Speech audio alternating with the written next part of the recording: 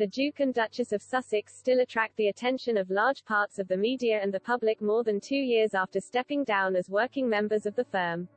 However, author Harry Mount believes Meghan and Harry's currency is not destined to run high forever. The editor of the Oldie magazine and author of How England Made the English drew a comparison between the Sussexes and the Duke and Duchess of Windsor, the former British King Edward VIII Wallace Simpson. He told the Eye, Harry and Meghan, won't be as gripping, ultimately, as the Duke and Duchess of Windsor. The Duke of Windsor never dropped down the order of succession because he had abdicated and counted himself out of it altogether. But there was an enduring fascination with him as the man who once was king. I'd say the currency of the Sussexes will, in a couple of years, be in steep decline. Edward VIII, the elder brother of King George VI and uncle of the Queen, abdicated in December 1936, less than 1 year after succeeding King George V to the throne, in order to be free to marry American socialite and twice-divorced Mrs. Simpson. Following the abdication, which almost sparked a constitutional crisis in the UK, the Queen's father granted his brother the Dukedom of Windsor. Mrs. Simpson was not given the Her Royal Highness style. The pair lived the rest of their lives between the States and France and only returned to England on rare occasions, including the death of members of the royal family. Meghan and Harry, who retained their full titles but lost the right to use their HRH styles and carry out royal duties after relinquishing their senior status, have established their new lives stateside.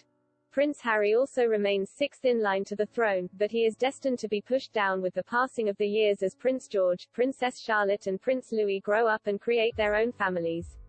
Since the spring of, the Sussexes have launched their new organization, Archewell, which comprises 2 production companies, for audio and video content, and a non-profit foundation.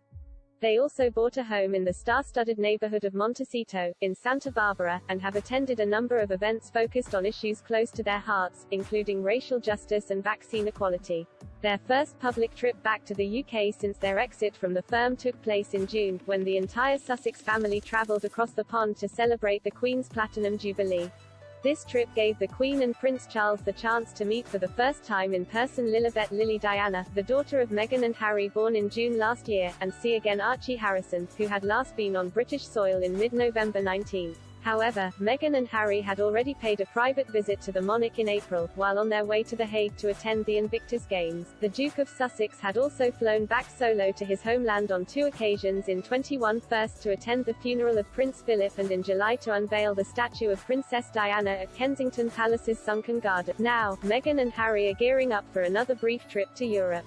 As announced by one of their spokespeople on Monday morning, next month the couple will attend a number of events linked to organizations they deeply care about. On September 5, the Sussexes will head to Manchester for the summit hosted by One Young World, an organization supporting young leaders with whom Meghan has worked since 14.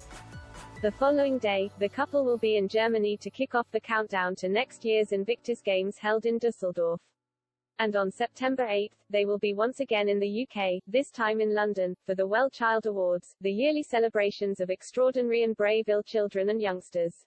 The Duke has been the dedicated patron of Well Child since '07 and remained in touch with it even after stepping down as a working member of the firm. During the brief time in the country, Meghan and Harry have been tipped to be visiting Her Majesty. The Queen is currently at Balmoral Castle, but reportedly intends to briefly interrupt her yearly Scottish stay north of the border to bid farewell to Boris Johnson as the outgoing Prime Minister and, following the announcement of the winner of the Tory leadership contest on September 5, ask either Liz Truss or Rishi Sunak to form a new government.